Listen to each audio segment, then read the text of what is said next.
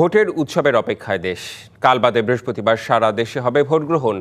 একই সঙ্গে হবে হা ও নায়ের গণভোট। দেশ জুড়ে তৈরি হয়েছে নিরাপত্তার কঠিন বলয়। ভোটের সময় জরুরি পরিস্থিতি সামাল দিতে থাকবে স্ট্রাইকিং ফোর্স। মবের চেষ্টা হলে নেওয়া হবে ব্যবস্থা। ঢাকায় ব্রিফিংয়ে এসব জানিয়েছেন পুলিশ মহাপরিদর্শক। রাজধানীর মহাখালী থেকে সার্বিক নিরাপত্তা পরিস্থিতি জানাতে যুক্ত হচ্ছেন সহকর্মী ফরহাদুজ্জামান। ফরহাদ, সার্বিক নিরাপত্তা পরিস্থিতি তো আপনার কাছে জানতেই চাই, তাছাড়া আপনার কোনো পর্যবেক্ষণ রয়েছে কিনা সেটিও জানাবেন।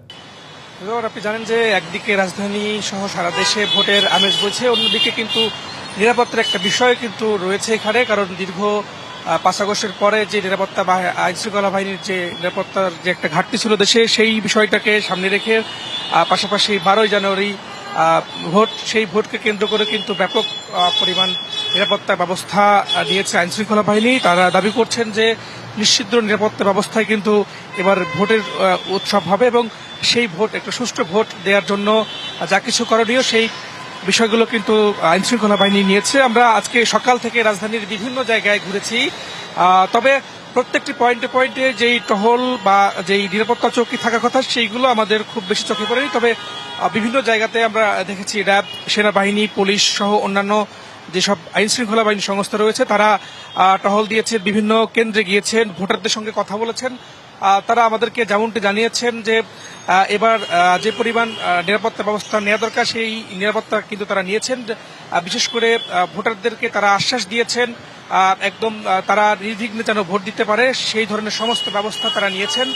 এবং আজকে আপনি জানেন যে যেহেতু আগামীকালকে এক সরকারি ছুটি ঘোষণা করেছে ভোট উপলক্ষে, আমরা দেখেছি সকাল থেকে যারা ঢাকায় রাজনীতিতে ছিলেন, যারা ঢাকা ছাড়তে চাচ্ছেন তারা কিন্তু ভিড় করছেন, যার ফলশ্রুতিতে রাজধানীতে কিন্তু বেশ যানবাহনের সংকট দেখা দিয়েছে। এবং আপনি দেখতে পাচ্ছেন ইতিমধ্যে কিন্তু আমরা মহাখালী যেখানে রয়েছি সেখানেও কিন্তু অনেক যাত্রী এখানে দাঁড়িয়ে রয়েছেন।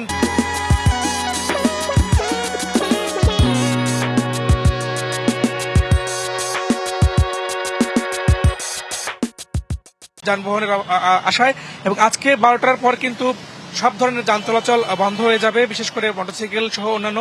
এবং বিভিন্ন জায়গায় কিন্তু সেনাবাহিনী, র্যাব, বিজিবি তারা কিন্তু টহল দিচ্ছেন এবং যেসব গাড়ি, যেসব যানবাহন রয়েছে যেগুলো থেকে তাদের সন্দেহ মনে হচ্ছে, তারা সন্দেহ করছেন সেগুলোর কে তারা তল্লাশি করছে। পাশাপাশি যে সমস্ত গাড়ির ফিটনেস নেই, বিশেষ করে সুনির্দিষ্ট কাগজপত্র নেই, সেগুলোকে কিন্তু তারা জব্দ করছে। এবং অন্যান্য বিষয় যদি বলি, তারা ভোট কেন্দ্রে গিয়ে সেইখানের সার্বিক নিরাপত্তা ব্যবস্থা কি কি নেওয়া দরকার সেগুলো নিচ্ছেন এবং যেসব কেন্দ্রগুলো অতি ঝুঁকিপূর্ণ হিসেবে ঘোষণা করা হয়েছে সেই অতি ঝুঁকিপূর্ণ কেন্দ্রগুলোও কিন্তু তারা পর্যবেক্ষণ করছে।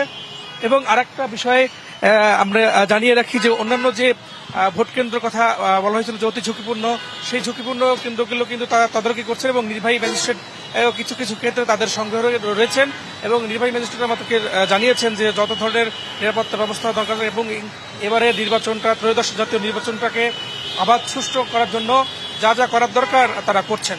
তো এখন পর্যন্ত আমার কাছে এই ছিল সর্বশেষ তথ্য। জি, ফরহাদুজ্জামান, আপনাকে অনেক অনেক ধন্যবাদ যুক্ত হবার জন্য।